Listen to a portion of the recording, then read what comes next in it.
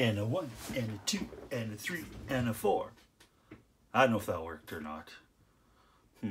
All right, welcome back, knife nerds and everyday care people. It's the Big Canucker here, and I have got myself a little wee knife review here today.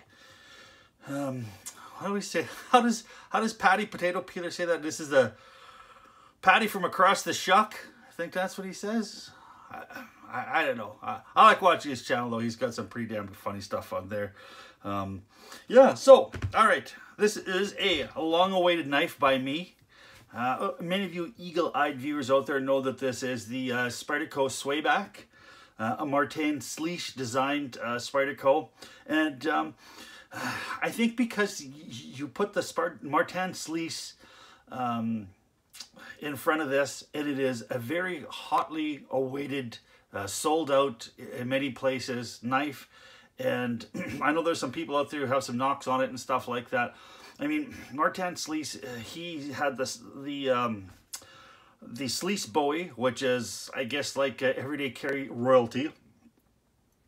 It is, you know, one of the most sought after knives that are out there. The Spidey Chef, which he designed too as well, which is an absolutely fantastic design on. And then we have this, and part of the reason I wanted this too as well is I was really intrigued by this kind of Wharncliffe blade here, and the other thing that it was designed by Martin Sleesh. And I think from feeling a couple of his knife, I have not had the opportunity to have a Sleesh Bowie in my hand, but I've watched a whackload of reviews on it, and everybody talked about how comfortable it is, and just that there's a lot of stuff that this guy, when he designs a knife, that he is a genius. And you know what? I think that this guy's did a fantastic job with this knife, and I think that where this knife completely shines, and I'll have to be honest, okay?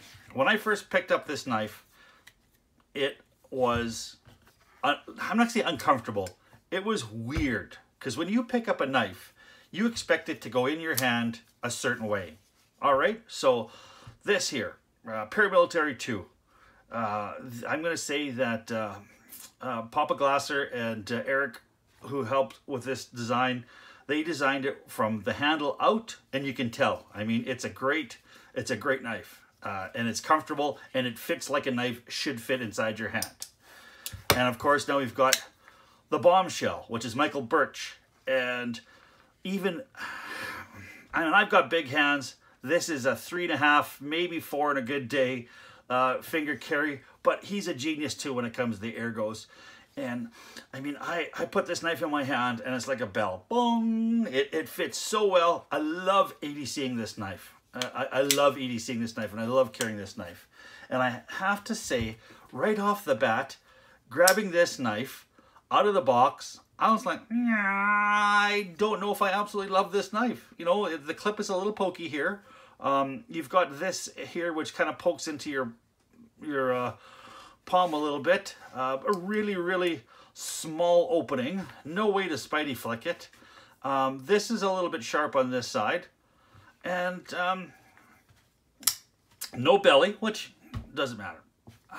Where this knife excels, it excels cutting stuff and with this fine tip. And I have to say, holy cow, does it ever do a great job, including cutting the Big Canucker.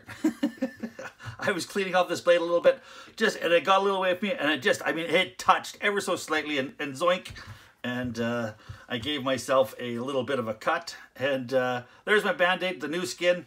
If you're a knife guy, pick yourself up some of this stuff. It's like super glue for your cuts. It burns like hell, but that's how you can tell it's working, when it burns like hell. All right, just don't put it where the sun doesn't shine. You don't want it to burn down there.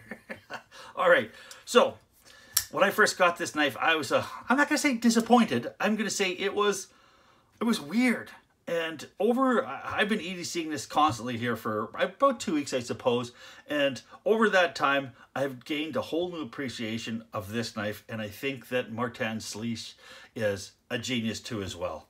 I mean, my hand has now gotten used to this shape. And I don't think it was the fact that it was uncomfortable. I think it was the fact that it was uncomfortable for my expectations. That's what it was. And I mean, I've gotten, you know, a lot of people are talking about how, you know, such a small opening. Well, yeah, it is a small opening, and you can open it like this, which is the way the knife is designed to be opened. Every one of our knives don't need to be flicked out, but this one can. With carrying it for a little bit, I mean, it just flicks out like nothing, and it's drop shut too as well. You know what? All right, so let's kind of go over the technical stuff, and then we'll finish off with the rest of the knife. All right, just size comparison here. You can tell that she's just about the same size as the Paramilitary 2. Everybody was really surprised at how big this knife was when they got it. That seems to be the consensus. I just, you know what, I thought it just was a great size knife. It was awesome. It was exactly what I expected. And of course, we've got the little Spyderco Dragonfly 2 and the ZDP 189. So you can see it is a good size for your EDC. You've got great handle length, and you've got great blade length to do lots of cutting, and that's where this thing really excels, is the cutting. All right, so the overall length is 8 inches, 8.04 inches, 204 millimeters. Your closed length is 115 millimeters, or 4.51, which is 4.5 inches long. It is a tip up with a left and right hand carry, but I mean, if you're a left-handed guy with this small little opening here, I mean, you'll be able to Spidey flick it, but that's about it. So, I mean, for all intents and purposes, probably more a right-handed person's knife than a left-handed person. But if you are a left-handed person who enjoys EDCing, by all means pick one up, because I think this is a great knife. All right, blade length is 3.5 inches long, which is the perfect EDC size, in my opinion. Edge length is 3.31, and I do believe I probably will be putting in a choil in here eventually. I just think that this is going to be, because it is a completely straight Wharncliffe blade, if I don't put that choil in, eventually she's going to be a recurve there a little bit. So I'm going to put a choil in there. I also think that it'll look good too as well. All right, handle is titanium, which is a rounded titanium edge. You can, just radius, I guess you can see. And things have been kind of knocked down a little bit. It's got a little bit of a tumbled feel to it. Open pillar construction, so it's really easy to clean. And you've got a Reeves integral lock with a stainless steel insert in there that also serves as an over travel stop too as well. So you can see in there, I'm not sure if you can see inside there, you've got a little bit of a stainless steel sticking out past there. So I mean, there's no lock stick on this knife. Ceramic detamp ball. Now, I'm not too sure if it was just me getting to know the knife a lot better, or if the actual break-in period also includes maybe the detent path wore in a little bit. Because when I first got this, it seemed like the detemp ball was really was overdone. It just seemed like I had a really hard time trying to get that out of there, and just to flick it, I was flubbing quite a bit. But now she's, I guess maybe it's just getting used to it, who knows, but it seems like the detent has gotten lightened up just a smidge. Now it's also got CTS XHP blade, which is hollow ground, is a high hollow ground. And it's got this kind of tumbled, stonewash mirrored finish, which feels wonderful. I mean, the Spidey hole here and all the edges have been knocked down, so there's no real sharp edges on, especially on the Spidey hole. Like, it feels so. I wish they would do that with all the Spyderco knives, because there are certain Spydercos that I grab and it chews up the end of your thumb a little bit.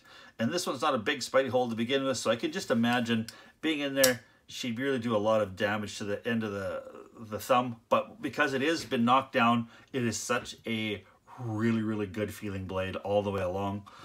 Unbelievable. Now, it is a high hollow ground, like I say, so it is, I mean, wicked cutting blade. I mean, now they say the blade thickness on this is 3.5 millimeters, which, you know, that's a fairly thick blade, but it really tapers down to a really fine tip.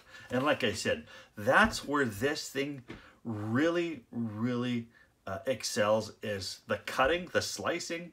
This is a fantastic cardboard cutter, and this fine tip is like a scalpel, like you wouldn't believe. Now, just a little bit of a story here.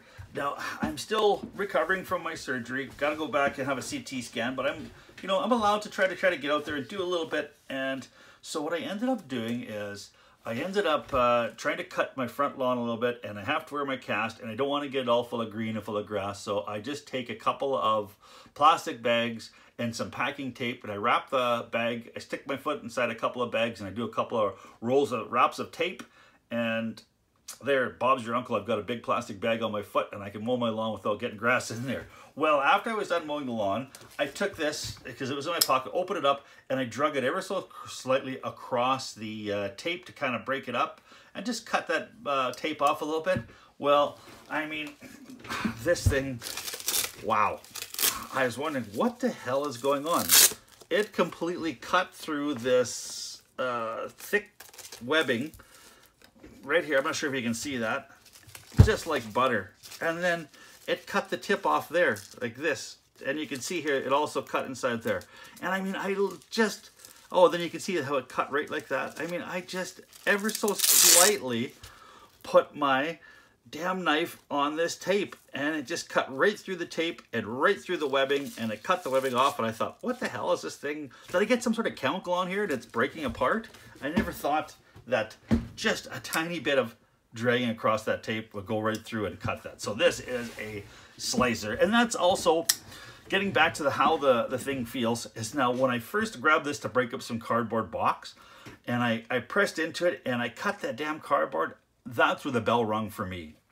Martin Sleece is a genius, because he, man, oh man, the way he put this knife together, if you're cutting something, it is ever so comfortable cutting something with this knife. That's where it really shines. And after all, what is a knife supposed to do besides look good? It's supposed to cut. And if it feels wickedly comfortable when it's cutting, then the guy designed the job right. And this one does feel very, very comfortable when it's cutting. Now, it also feels just good now that I've kind of gotten over it a little bit. Now, the other big thing here is the big knock on the wired clip blade. Let's see if maybe I can grab one here. Do I have one handy here with a blade on it? Right here. Yeah, here we go. So this is what everybody's wanting to see on there. And you know what? This is a really, really good clip. Don't get me wrong. But a couple of times that I've taken my knife out and I've kind of caught it on something before it's come out of the pocket, I've kind of bent this over a little bit. Maybe strength is a little bit of an issue with this. And the other thing too I was wondering is, like, kind of where would you put it? Like, if it was putting right here, I don't know. I don't think that there's anything wrong with this. I like the way it shines. It's the same type as the blade. I think it kind of brings out, you know what? I think it kind of brings out the, a little bit of pizzazz to the knife. I'm okay with the look of this clip, and I don't think it's it's the same shape, but it's not designed and bent the same. I don't know. I'm okay with this. I don't think that there's anything, any reason to change that clip. I'm okay with it. And that's my opinion, and we all have opinions, and damn it, I'm going to stand by that opinion. All right, so would I recommend this knife? I think absolutely. I think if you're a Spyderco collector, get yourself this knife. On a scale of 1 to 10, I'm going to probably give this an 8.5. And the reason I'm going to give it an 8.5 is because it loses a tiny bit on the flickability, and it loses a little bit on getting comfortable, because there is a couple of spots in here that it's got, just when you're kind of flicking your knife, it still has a little bit of edges on it that I wish they could have kind of rounded off a little bit. Wouldn't have drastically changed the design, and I think would have made the knife more comfortable. And that one of them is this little edge here. So 8.5 out of 10. Definitely a recommendation. I love the knife here, and I'm going to carry it here for a little while more before I kind of change. I am going to put a choil in there, but that's about the only other thing that I'm going to do with this. All right, now, if you like what you heard and you saw, please give me the thumbs up and subscribe and help me to spread my voice. Now, please also out there, there's lots of stuff still happening in this world with the pandemic, so please listen to the experts. Keep yourself safe, keep the shiny side, keep your stick on the ice, the shiny side up. This is the Big Canucker saying adios.